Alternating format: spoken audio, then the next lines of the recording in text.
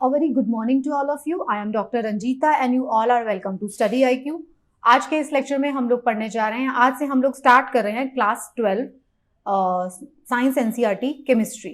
तो ये क्लास 12 का फर्स्ट चैप्टर और सेकंड चैप्टर जो है केमिस्ट्री का, हम उसके बारे में पढ़ने जा रहे हैं। So let's start. इस चैप्टर का नाम है द सॉलिड स्टेट। अगर आपका कोई स्पेसिफिक सवाल है तो आप मुझे इस ईमेल एड्रेस पर मेल कर सकते हैं।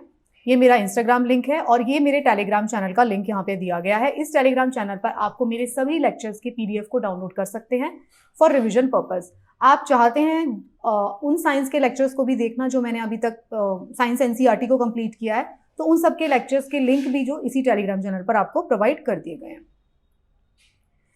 इस चैप्टर का नाम है द सॉलिड स्टेट। ये क्लास 12 का चैप्टर नंबर 1 है। तो जैसा मैं हमेशा बताती आ रही हूँ आपको, हम इस चैप्टर में से क्लास 12 में से क्लास 11 में से हम सिर्फ वही चैप्टर्स पढ़ रहे हैं, वही टॉपिक्स लेंगे जो कि हमारे लिए एग्जाम पॉइंट ऑफ व्यू से इंपॉर्टेंट है। पहली बात। दूसरी बात जो मैं आपको कहना चाहती हूँ, because I just read the comments of few people, आपको मैं ये समझा देना चाह रही हूँ कि आपका साइंस एनसीईआरटी पढ़ने का मतलब ये नहीं है कि आपको 100% डायरेक्ट क्वेश्चन आएंगे वहां से। आपको 100% डायरेक्ट क्वेश्चंस नहीं आते हैं, लाइक 70% 60% क्वेश्चन बिल्कुल डायरेक्ट क्वेश्चन होंगे, बट 20 to 30% क्वेश्चंस ऐसे होंगे जहां पे आपको applied concept of that topic आपको यूज करना पड़ेगा। आपको वो कंसेप्ट यूज करना पड़ेगा जो उसका अप्लाइड पार्ट है। तो साइंस एनसीईआरटी पढ़ने का मतलब सिर्फ ये नहीं है कि आप कुछ फैक्ट को जानेंगे। साइंस एनसीईआरटी पढ़ने का पर्पज ये है कि आप उससे जुड़े हुए कंसेप्ट को समझेंगे। So let's start. अगर हम बात करते हैं सॉलिड्स की, तो उनकी जनरल कैरेक्टरिस्टिक्स क्या होती हैं ये आप बहुत अच्छे से समझ चुके हैं। उनका एक डेफिनेट मास होता है, वॉल्यूम होता है, शेप होता है। ऐसा इसलिए होता है क्योंकि उनके बीच में इंटरमॉलिक्यूलर जो डिस्टेंस होता है वो बहुत कम है। इंटरमॉलिक्यूलर डिस्टेंस नहीं है तभी वो उनके बीच में जो फोर्सेस लगी होती है, इंटरमॉलिक्यूलर फोर्सेस, वो बहुत ज्यादा स्ट्रांग होती है। अगर हम मॉलिक्यूल्स की बात करें तो इन दोनों मॉलिक्यूल्स के बीच में ज्यादा फोर्स लगेगी या इन दोनों मॉलिक्यूल्स के बीच में? ऑब्वियसली जिसके बीच में डिस्टेंस कम होगा। हमने लास्ट क्लास में पढ़ा था कि इंटरमॉलिक्यूलर जो फोर्सेस होती हैं वो इनवर्सली प्रोपोर्शनल है distance between the two molecules. तो इंटरमॉलिक्यूलर फोर्सेस यहाँ पे स्ट्रांग होती है, डिस्टेंस मॉलिक्यूल्स के बीच में शॉर्ट होता है। इसीलिए जो सॉलिड्स होते हैं उनकी एक डेफिनेट शेप, डेफिनेट मास और एक डेफिनेट वॉल्यूम होता है।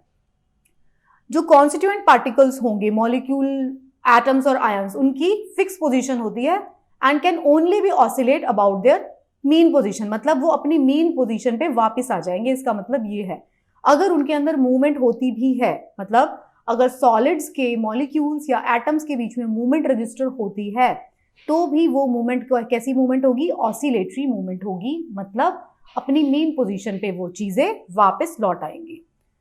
दे आर इनकम्प्रेसिबल एंड रिजिड। ये सारी इनकी प्रॉपर्टीज हैं जो आप अच्छे से समझते हैं।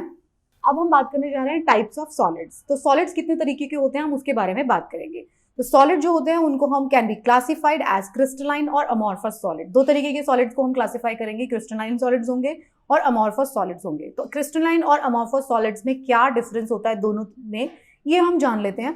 You can expect a question from this topic.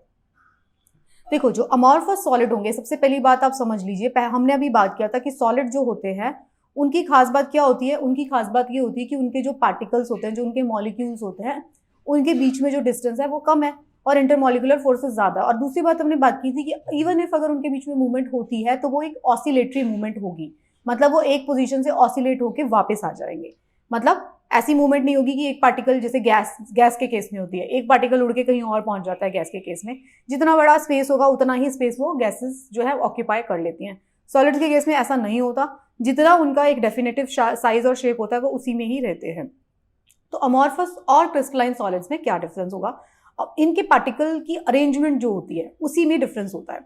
Amorphous के केस में क्या होता है, जैसा उसके नाम से भी पता चल रहा है, क्रिस्टलाइन में एक डेफिनेटिव 3D स्ट्रक्चर बना होता है। इसके बीच में, अमॉर्फस सॉलिड्स के बीच में स्ट्रक्चर बनता है लेकिन सिमेट्री जो होगी थोड़ी ही डिस्टेंस पे सिमेट्री रहती है, थोड़े डिस्टेंस के बाद सिमेट्री ब्रेक हो जाती है। बट क्रिस्टलाइन सॉलिड के केस में क्या होगा, जो सिमेट्री होगी वो एक 3D सिमेट्री होगी। आप पढ़ लीजिए। अरेंजमेंट होगी जो कॉन्स्टिट्यूएंट पार्टिकल की, जो सॉलिड्स होंगे वो शॉर्ट रेंज ऑर्डर होगा। मतलब सिर्फ थोड़े से डिस्टेंस तक वो उनकी एक प्रॉपर अरेंजमेंट होगी। रेगुलर पीरियोडिकल रिपीटिंग पैटर्न में ऑब्जर्व करेंगे। लेकिन क्रिस्टलाइन में क्या होगा, जो अरेंजमेंट होगा of constituent particle, atoms, molecules का, वो रिपीटेटिव ऑर्डर में आपको नजर आएगा। अगर किसी एक तरीके से आपको दिखाई देता है, मान लीजिए ये अरेंजमेंट दिखाई दे रहा है आपको, तो आपको यही अरेंजमेंट पूरे क्रिस्टल के अंदर रिपीट होता हुआ नजर आएगा, उनको हम क्रिस्टलाइन कहते हैं। जिसमें वो रिपीट नहीं हो रहा और सिर्फ सिमेट्री एक छोटे डिस्टेंस तक ही है, उसको हम अमॉर्फस सॉलिड्स कहते हैं। अगर हम बात करते हैं स्ट्रक्चर की, तो their structure is similar to that of liquids. अगर हम अमॉर्फस सॉलिड्स की बात करें तो उसके अंदर जो आपको स्ट्रक्चर मिलेगा वो कुछ कुछ वैसा ही मिलेगा जैसा कि आपको लिक्विड का स्ट्रक्चर होता है, right. Also called pseudo solids और सुपर कूल्ड लिक्विड्स। इनको हम सूडो सॉलिड्स भी कहते हैं और सुपर कूल्ड लिक्विड्स भी, इन्हीं को हम कहते हैं। ये क्या करते हैं, they melt over a range of temperature. ये मेल्ट भी हो सकते हैं, बट इनके केस में क्रिस्टलाइन जो सॉलिड्स होंगे वो मेल्ट बहुत हाई टेम्परेचर पे जाएंगे, शार्प मेल्टिंग पॉइंट होता है। क्रिस्टल्स जो होंगे उसके अंदर लॉन्ग रेंज ऑर्डर होगा, ये तो हमने जान लिया। क्रिस्टल्स में आपको एक लॉन्ग रेंज बहुत देर तक आपको सिमेट्री दिखाई देगी, वही स्ट्रक्चर बार बार रिपीट होगा। फिर क्या बात है, अमॉर्फस सॉलिड जो होते हैं आइसोट्रोपिक इन नेचर होते हैं। आइसोट्रोप्स क्या होते हैं ये आप जानते हैं, मतलब properties such as mechanical strength, refractive index and electrical conductivity etcetera are same in all direction. मतलब जिस तरफ से आप चेक करोगे उस सॉलिड क्रिस्टल को, हर तरफ से वो आपको मतलब आइसोट्रोपिक जो है सिमेट्री देगा, मतलब उसका जो रिफ्रैक्टिव इंडेक्स भी सेम मिलेगा आपको, मैकेनिकल स्ट्रेंथ भी। इनके केस में क्या होगा, एनीसोट्रोपिक होता है। मतलब क्या एनीसोट्रोपिक का, जो कुछ इनकी फिजिकल प्रॉपर्टीज हैं show different values when measured along different direction. ये आपको समझना पड़ेगा, डिफरेंट डायरेक्शन से इनकी प्रॉपर्टी एनीसोट्रोपिक हो सकती हैं, अलग अलग हो सकती है, लेकिन आइसोट्रोपिक प्रॉपर्टी वो होंगी जो आप जिस भी डायरेक्शन से आप उनको मेजर करेंगे वो आपको हर बार सेम नजर आएंगी, ठीक है। एग्जाम्पल में क्या है, अमॉर्फस सॉलिड के क्वार्ट्ज हो गया, रबड़ हो गया। इसमें क्रिस्टलाइन सॉलिड में क्या होगा, सोडियम क्लोराइड एंड कुछ, इसमें क्वार्ट्ज ग्लास है, इसके अंदर क्वार्ट्ज क्रिस्टल्स है, राइट। आप अब इसमें देखिए क्वार्ट्ज का ये स्ट्रक्चर होगा, क्वार्ट्ज ग्लास का स्ट्रक्चर देखिए, क्वार्ट्ज ग्लास का स्ट्रक्चर देखिए, थोड़ा एसिमेट्रिकल आपको नजर आ सकता है, लेकिन क्वार्ट्ज का स्ट्रक्चर जो होगा आपको प्रॉपर सिमेट्रिकल स्ट्रक्चर आपको नजर आएगा। ये क्रिस्टलाइन सॉलिड है, ये अमॉर्फस सॉलिड है। क्रिस्टलाइन सॉलिड का स्ट्रक्चर देखिए, अमॉर्फस सॉलिड का स्ट्रक्चर देखिए, जो इनका सिमेट्री है, जो अरेंजमेंट है, उसकी वजह से डिफरेंस होगा। अब आप ये सोचेंगे कि ये जो अरेंजमेंट है, हम सिमेट्री की बात क्यों कर रहे हैं, आपको ये समझना पड़ेगा। आपको ये कंसेप्ट मैं बता रही हूँ कि जो सिमेट्री ऑफ द एटम्स या सिमेट्री ऑफ द मॉलिक्यूल्स होती है किसी एक क्रिस्टल में, किसी एक एलिमेंट पार्टिकल में, वो जो उसकी फिजिकल प्रॉपर्टीज को, उसकी केमिकल प्रॉपर्टीज को काफी ज्यादा डिफाइन करती है। ये आपको बात यहाँ पर समझनी पड़ेगी। फिर हम बात करने जा रहे हैं, दो चीजें आप समझ गए, amorphous crystals, amorphous solids and crystalline solids के बारे में आप समझ गए। Next we are just talking about polycrystalline solids. Polycrystalline solids अब क्या होते हैं, वो सॉलिड्स जो अपेरेंटली अपीयर करेंगे amorphous but have microcrystalline structure.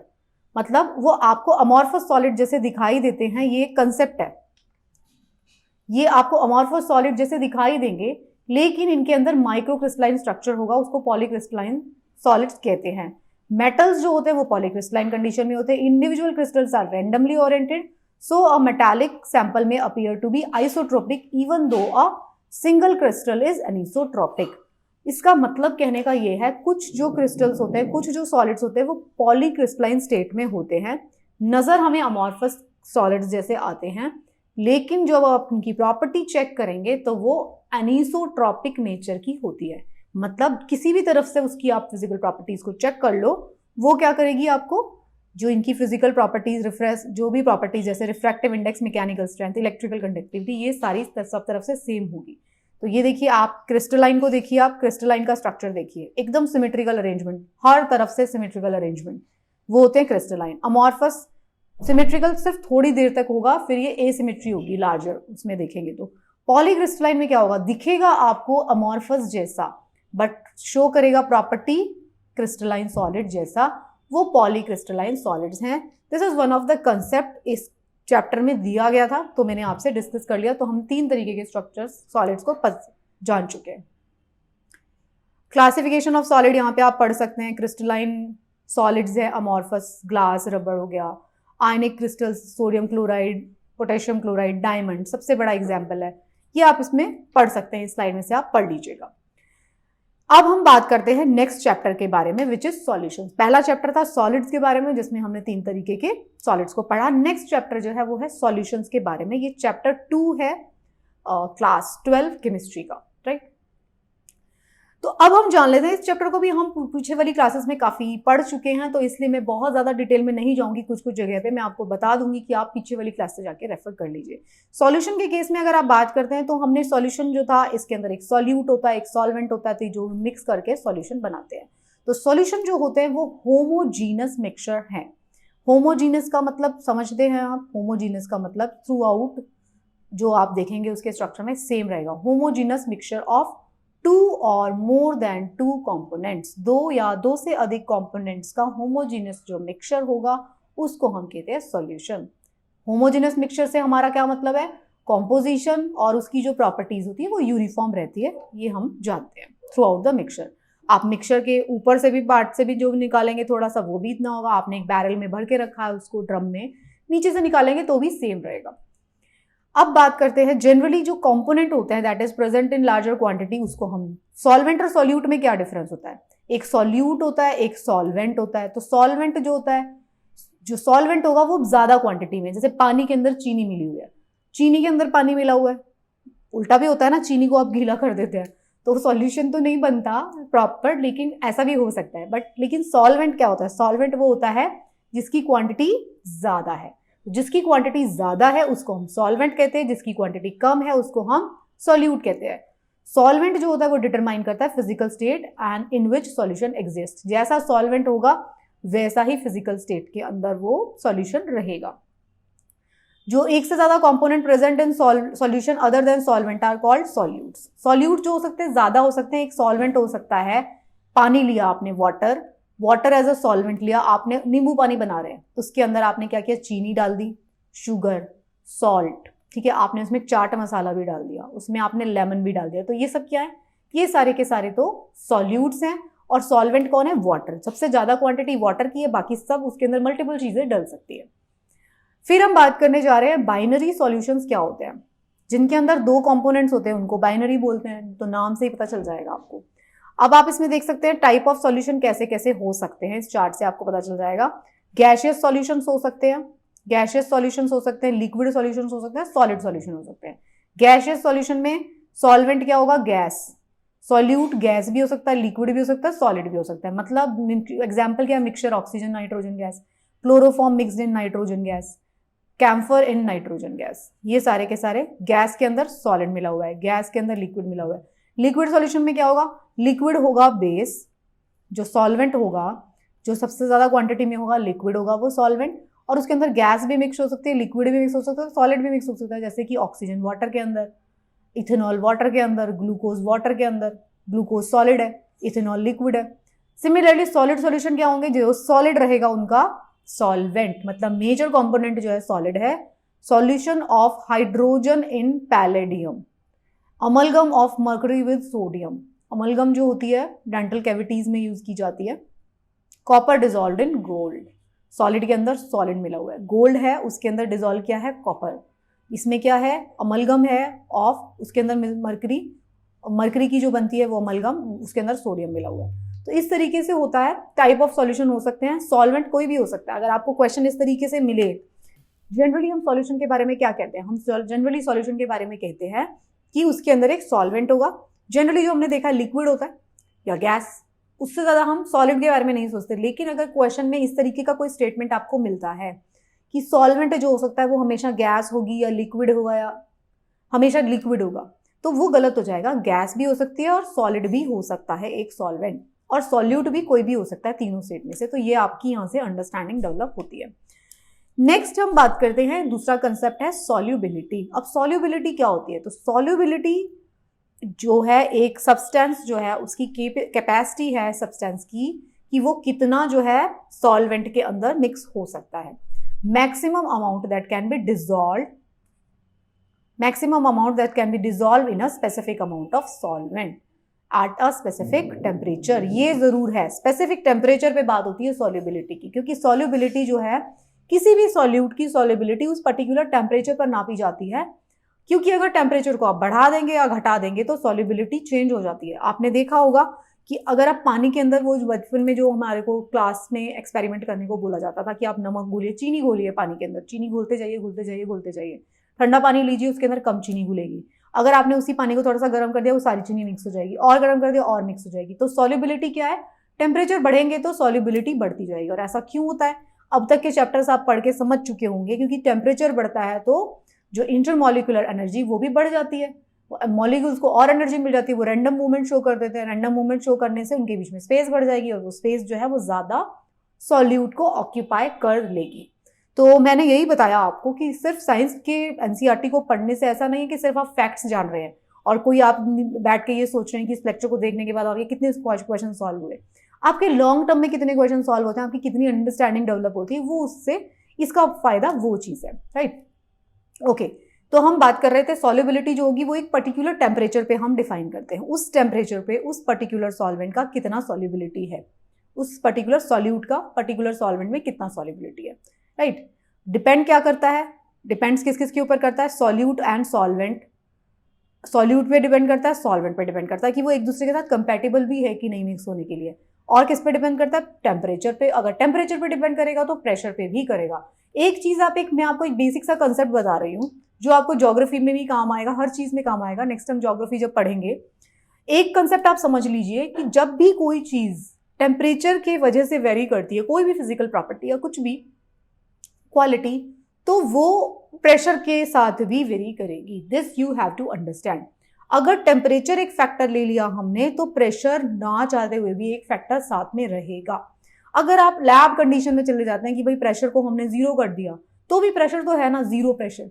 तो प्रेशर और temperature go hand in hand, तो दोनों के ऊपर उसका जो फर्क है दोनों के ऊपर होने की वजह से पड़ेगा।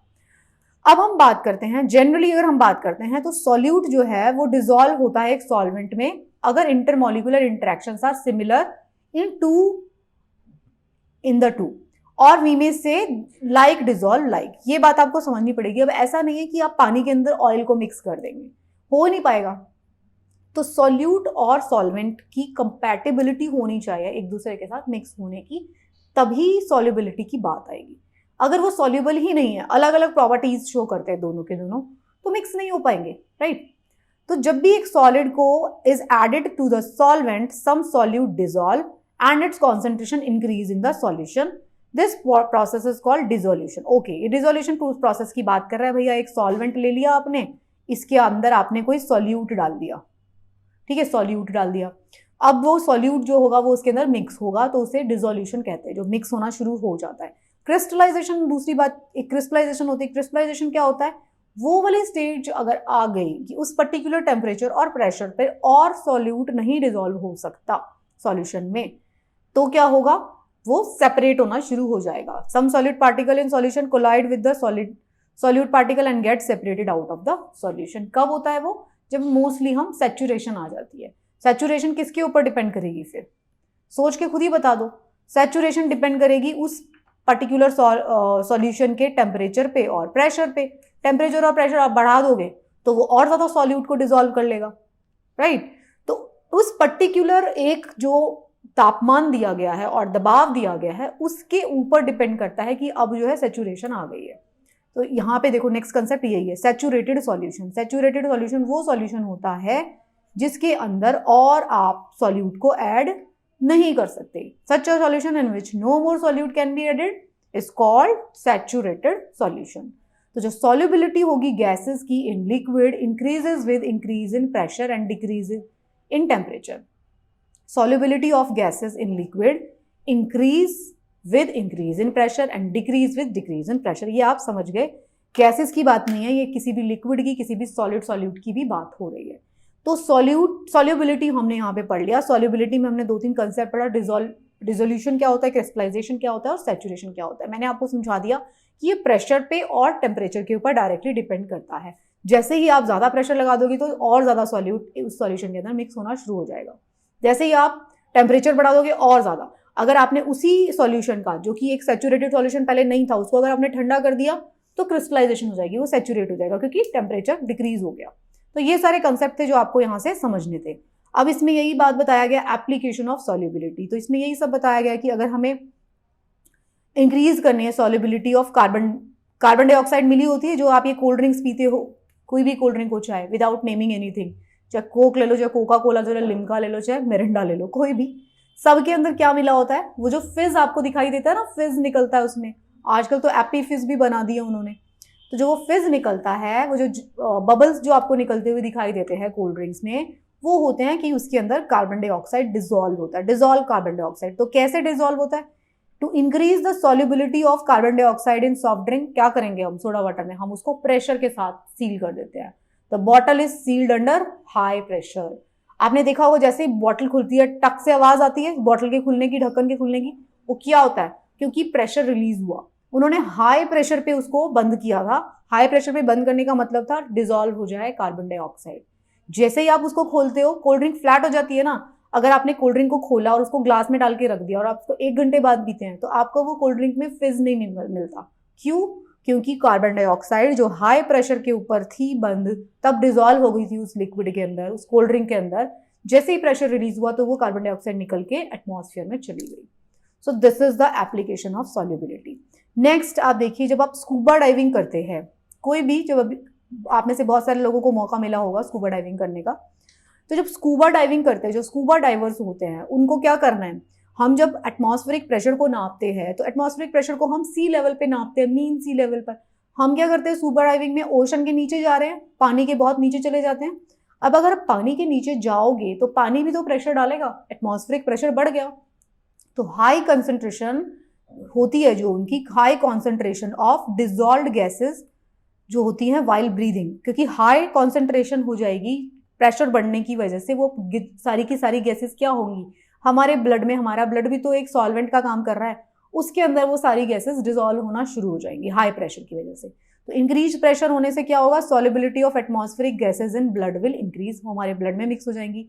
तो जब डाइवर्स जो होते हैं, जब वापस सरफेस पे आते हैं, प्रेशर कम हो जाता है, वापस जब सरफेस से आते हैं, तो उनका क्या होता है, जो डिसॉल्व गैसेस थी जो उनके ब्लड के अंदर डिसॉल्व थी, वो रिलीज हो जाती है दोबारा से। वो ब्लड के अंदर ही डिसॉल्व, वो वापस से रिलीज हो गई। तो क्या होता है, leads to the formation of bubbles of nitrogen in the blood. तो नाइट्रोजन के कई बार ब्लड भी में बबल्स बन जाते हैं और काफी कॉम्प्लिकेशन क्रिएट कर सकते हैं। मतलब इतनी कॉम्प्लिकेशन, मान लो छोटी सी कैपिलरी, उसके अंदर जाके बबल आ गया तो ब्लॉक कर देगा उस कैपिलरी को, और मेडिकल कंडीशन हार्ट अटैक तक आ सकता है ना। नोन एज बेंड्स, मतलब ये जो बबल्स की वजह से जो ब्लॉकेज आती है ना, उसको एक स्पेशल टर्म दी जाती है, बेंड्स, राइट। तो वो बेंड्स क्रिएट हो जाते हैं। तो this is like leads to creation of bends, bends create हो जाएंगे which are painful and dangerous to life. इसको अवॉइड करने के लिए आप क्या करें, स्कूबा डाइविंग तो करते हैं लोग, स्कूबा डाइविंग करने जाते हैं, नीचे जाते हैं और प्रेशर बढ़ जाता है। प्रेशर बढ़ने से जो एटमॉस्फेयर की जो गैसेस है वो हमारे ब्लड में डिसॉल्व होना शुरू हो जाती है। अब हमारे ब्लड में वो डिसॉल्व होना शुरू हो गई, जब ऊपर आए प्रेशर कम हो गया तो वो निकलने लग जाएंगी बबल के फॉर्म में। अब क्या होगा, बीच में बबल फॉर्मेशन हमारी कैपिलरीज के अंदर हो सकती है। तो इसको अवॉइड करने के लिए हाई कॉन्सेंट्रेशन ऑफ नाइट्रोजन का जो ये इफेक्ट है, इसको कम करने के लिए हम क्या करते हैं, स्कूबा डाइवर्स के जो टैंक्स होते हैं उसको हम filled with air diluted with helium, helium उसके अंदर हम डालते हैं, हीलियम का डाइल्यूटेड जो है वो एयर डाल देते हैं हम उसके, हीलियम की डाइल्यूशन करके, तो ताकि जब वो वापस ऊपर आए तो नाइट्रोजन के साथ में बबल फॉर्मेशन ना हो। तीसरा इसका अप्लाइड पार्ट, जैसे कि आप पहाड़ों में जाते हैं ऊंचाई पर, या आप ट्रैकिंग कर रहे हैं, तो आपने देखा होगा एटमॉस्फेरिक प्रेशर क्या हुआ, कम हो गया। अब एटमॉस्फेरिक प्रेशर कम हुआ तो क्या होगा, आपके ब्लड में जो भी डिसॉल्व गैसेस थी वो भी निकलना शुरू हो जाएंगी। तो पार्शियल प्रेशर जो होगा ऑक्सीजन का is less than at the ground level. अब जो ऊपर ही हम पहाड़ों पे गए तो यहाँ पे जो पार्शियल प्रेशर है, एटमॉस्फेयर की जो गैस है उसके अंदर ही ऑक्सीजन का पार्शियल प्रेशर कम है। हमने आप रेस्पिरेशन वाले चैप्टर में पढ़ा था, ब्रीदिंग में हमने देखा था कि इधर से इधर ऑक्सीजन कैसे आती है, क्योंकि पार्शियल प्रेशर जो होता है गैस का बाहर ज्यादा होता है, हमारे लंग्स में कम हो जाता है, इसलिए लंग्स में एंट्री हो जाती है गैस की। अब क्या हो रहा है, हाई एल्टीट्यूड पर हमारे जो ऑक्सीजन है उसका पार्शियल प्रेशर कम हो चुका है एटमॉस्फेयर में। अब पार्शियल प्रेशर इतना कम हो गया कि बाहर से अंदर नहीं आ रही है ऑक्सीजन। तो इसकी वजह से क्या होता है, लो कॉन्सेंट्रेशन इन ब्लड हो जाएगी ऑक्सीजन की। इसकी वजह से इसको कोप करने के लिए क्या करेंगे, इसके लिए इसको कोप करने के लिए हमारी बॉडी जो है बहुत ज्यादा आरबीसीज का प्रोडक्शन शुरू कर देगी। तो हमारी जो ऑक्सीजन का जो लेवल है in blood and tissues of the people at high altitude वो लोअर कॉन्सेंट्रेशन में होता है। तो low oxygen level of the climbers become weak and unable to think clearly. तो एकदम से जब होता है ना, एकदम से जैसे ही लो कॉन्सेंट्रेशन होगा तो आपको डिजीनेस होगी। जैसे आप पहाड़ों पे जाते हैं, आपने ट्रैकिंग करना शुरू किया तो सबसे बड़ी कंप्लेन क्या आती है कि हमें डिजीनेस लग रहा है, अजीब सा लग रहा है, सोच नहीं पा रहे ठीक से। वो किस लिए हो रहा है? क्योंकि आपके ब्लड के अंदर ऑक्सीजन की कमी हो गई है। उस केस में क्या एडवाइस किया जाता है? थोड़ी लंबी सांसें ले लो, एनोक्सिया बोलते हैं उस कंडीशन को। तो थोड़ी और लंबी सांसें ले लो ताकि ठीक हो जाए। दूसरी बात इसी का अप्लाइड पार्ट ये है मेडिकली, जैसे ही, क्योंकि आप तो जाते हैं कभी कभी तो आपको ये प्रॉब्लम फेस करनी पड़ती है। अब आप सोचिए उन लोगों के बारे में जो पहाड़ों पे रहते हैं। तो पहाड़ों पे जो लोग रहते हैं उनको हमेशा लो कॉन्सेंट्रेशन ऑफ ऑक्सीजन में ब्रीथ करना पड़ता है, इसलिए उनका अडेप्टिव मैकेनिज्म होता है कि उनकी आरबीसीज का नंबर बढ़ जाता है। ये तो इमीडिएट बात है, इमीडिएटली आपको एनोक्सिया हो जाता है। इमीडिएट जो एनोक्सिया है वो तो उन लोगों का होता है जो प्लेन्स में से जाते हैं, बट जो हिली एरियाज के पीपल हैं, the people living at hills, उनका एचबी लेवल बढ़ा जाता है। एचबी लेवल इसीलिए बढ़ता है ताकि ज्यादा आरबीसीज हैं वो जितनी भी कॉन्सेंट्रेशन मिल रही है ऑक्सीजन की उसको लेके उसको यूटिलाइज कर ले। राइट? आरबीसीज में क्या होता है? हीमोग्लोबिन नाम का पिगमेंट होता है ना, जो कैरी करता है। अब हम बात करते हैं, एक और कंसेप्ट है कॉलीगेटिव प्रॉपर्टीज। कॉलीगेटिव प्रॉपर्टीज क्या होती है? कॉलीगेटिव प्रॉपर्टीज वो प्रॉपर्टीज हैं जो कि एक सॉल्यूशन की, वो जो उसके नंबर ऑफ पार्टिकल्स सॉल्यूट के कितने प्रेजेंट है उसके ऊपर डिपेंड करती है। नेचर ऑफ सॉल्यूट कैसा उसके ऊपर डिपेंड नहीं करती। किसके ऊपर डिपेंड कर रही है?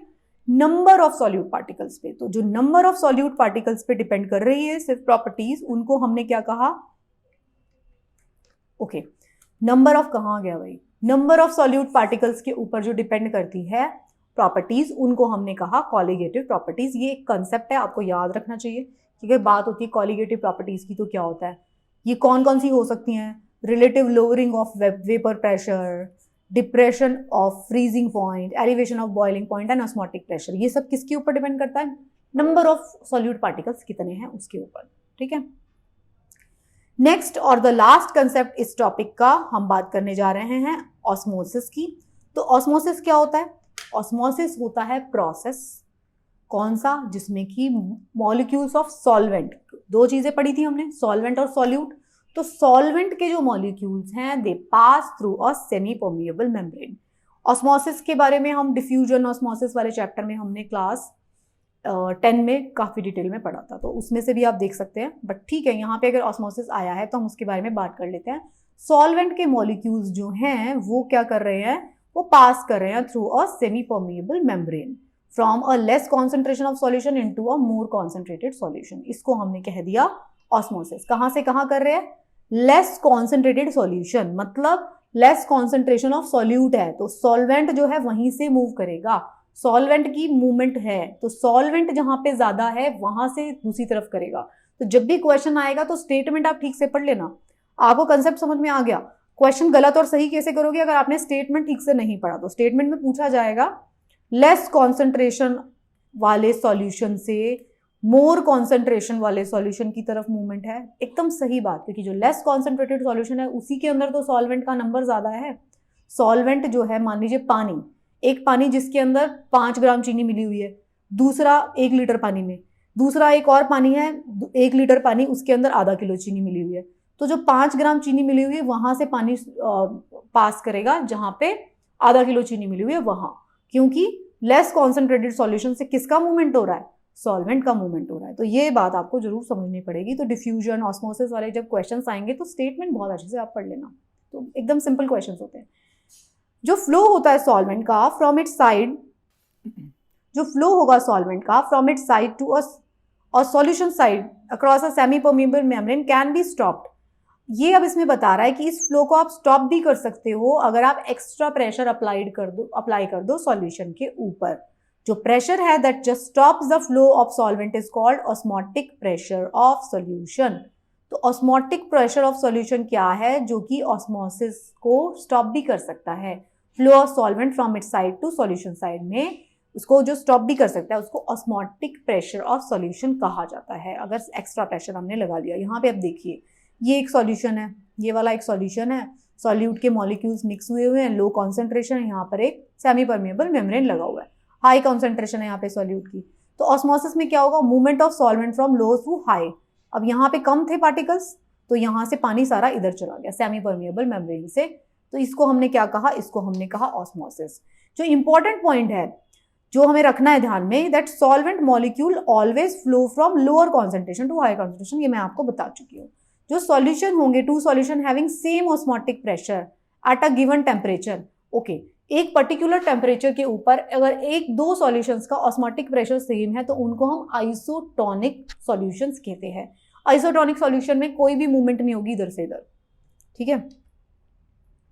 फिर हम एग्जाम्पल क्या क्या देखते हैं। अगर हम डे टू डे लाइफ में ऑस्मोसिस के एग्जाम्पल की बात करें तो आप क्या देखोगे, अगर आपने मैंगो का अचार बनाना है, किसी ने आप देखा होगा अपनी मम्मी को, दादी को आम का अचार बनाते हुए, या किसी को खुद भी आता होगा जिनकी कुकिंग हॉबी है, जो पिकलिंग करना जानते हैं, तो आपको पता होगा कि आम को क्या करते हैं, हम सॉल्ट के सॉल्यूशन में डाल देते हैं। तो सॉल्ट के सॉल्यूशन में डाल देने से क्या हो जाता है, उसका जो पानी है सारा का सारा मॉइस्चर निकल जाता है आम के अंदर से और वो सूख जाएगा। जो फ्लावर्स हैं, दूसरा एग्जाम्पल क्या है, फ्लावर थोड़े मुरझाए से लगते हैं, तो आप क्या करते हो, थोड़ा मुरझा रहा है फ्लावर, आप उसको पानी के अंदर डाल दो, पानी के ग्लास में डाल दो आप उसको, तो वो फिर से खिल जाता है क्योंकि उसके अंदर कॉन्सेंट्रेशन कम हो गई थी तो पानी वहां से चला गया। दूसरा क्या एग्जाम्पल है, जो लोगों को बहुत ज्यादा सॉल्ट खाने की आदत है या बहुत ज्यादा मीठा खाते हैं, तो उसमें क्या होता है, उनके अंदर वाटर रिटेंशन बढ़ जाता है। मतलब आपने देखा होगा कि अब अगर आप एकदम से वाटर लूज करना चाहते हो, सॉरी वेट लूज करना चाहते हो, तो क्या बताया जाता है आपको कि आप जो है नमक खाना बंद कर दो। जितना ज़्यादा आप नमक खाते हो तो आपकी बॉडी उतना ही पानी एब्जॉर्ब कर लेती है। तो वाटर जो होता है सॉइल से प्लांट में चला जाता है, वो भी ऑस्मोसिस का एग्जाम्पल है।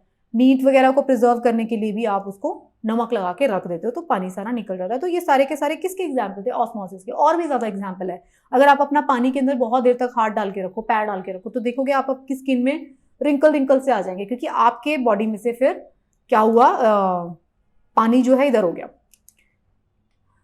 फिर आप बात करते हैं रिवर्स ऑस्मोसिस की। अब रिवर्स ऑस्मोसिस क्या होता है, रिवर्स ऑस्मोसिस नाम से ही पता चल रहा है ऑस्मोसिस का रिवर्सल हो रहा है, रिवर्स ऑस्मोसिस है। डायरेक्शन ऑफ ऑस्मोसिस जो है कैन बी रिवर्स। कैसे हो सकती है वो रिवर्स, अगर आप प्रेशर को बढ़ा दो, if the pressure is larger than the osmotic pressure, जो प्रेशर ऑस्मोटिक प्रेशर था उससे ज्यादा प्रेशर लगा दिया तो ऑस्मोसिस क्या होगा, रिवर्स हो जाएगा। इज अप्लाइड टू सॉल्यूशन, ठीक है, that is now the pure solvent flows out of the solution through the semi permeable membrane. This phenomena is called reverse osmosis. क्या हो रहा है, प्रेशर जो है ऑस्मोटिक प्रेशर से ज्यादा बढ़ा दिया गया तो उससे क्या हुआ, प्योर जो सॉल्वेंट था वो flow out of the solution. ये देखिए सेमी परमिएबल मेम्ब्रेन है।